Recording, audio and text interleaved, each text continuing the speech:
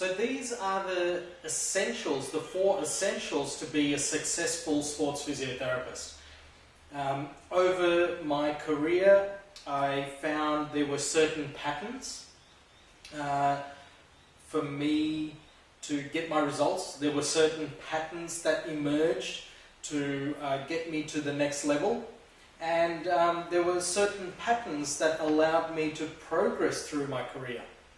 But fortunately, these patterns, there were only 4 pillars to it. These were the 4 essentials.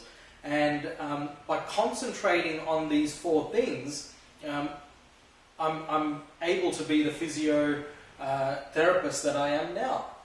And that's why I'd like to share this with you, because everything that I did fell under these pillars. So, what are they? In order, you have to be competent with the work that you do. You have to be confident in the work that you do. Your professional development is quite important.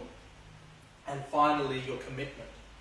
And I'll be running through these 4 things with you to show you what I've done, the things that have made a difference for me, and I'd like to put it out to you because it'll help you further your career as a sports practitioner.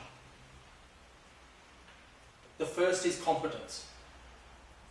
Being a competent practitioner means that you're able to get the best results in the shortest period of time.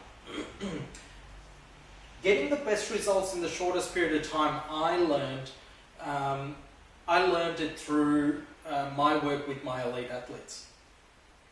If, for example, an elite athlete is going to the Olympics or the national championships, I have to make sure that they're primed and ready for their tournament or their sport. Now, if they're not, then they can't perform at their highest level. And if they can't perform at their highest level, well, they're missing out. They're missing out on their personal best. They're missing out on performing at their best. They're missing out on a possible medal. And they're also missing out on a major contract. So if I can't give these 2 things, then it doesn't help them. So for me to be an excellent sports practitioner, I should be able to do this day in, day out with every single athlete that I have. Now, sometimes it's very difficult to get this day in, day out, and sometimes you can't actually do it at all, because sometimes as a physiotherapist, the help they need is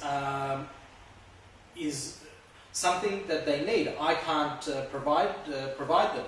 So what can we do? The next thing as being competent is to make a difference. Making a difference is ultimately you being able to say, well, you're in this position here, you're in position A, and I want you to be in position B. How do I get you across that way? How do I get you over there? Making a difference would be getting the best results in the shortest period of time with my help. But sometimes if that person needs someone else's help, if they need to see an orthopedic surgeon, the fact that I've made that decision, or I've come to that decision very quickly, I've been able to make a difference. So making a difference adds to being a competent practitioner. Making a plan. What does that all mean? Making a plan means that if you're unsure how to take this person from point A to point B, you are starting to create a plan in place. You might be, well, first of all, you might be unsure how to take them from point A to point B. Your treatment or your analysis or your assessment, you might need to spend some time with these people or these athletes, and you're thinking, well, I'm not sure how I'm going to do this. I'm not sure, I haven't learned this yet. Or you might think, I really need to speak to one of my senior therapists about this person. That in itself is a plan. Just by identifying what your limitation is, by saying, all right, well, I need to get this person from point A to point B being, okay, the Olympics or a tournament, or just the fact that they're out of surgery and they're coming back into training. Making a plan on doing that is quite vital, and making a plan makes you quite competent.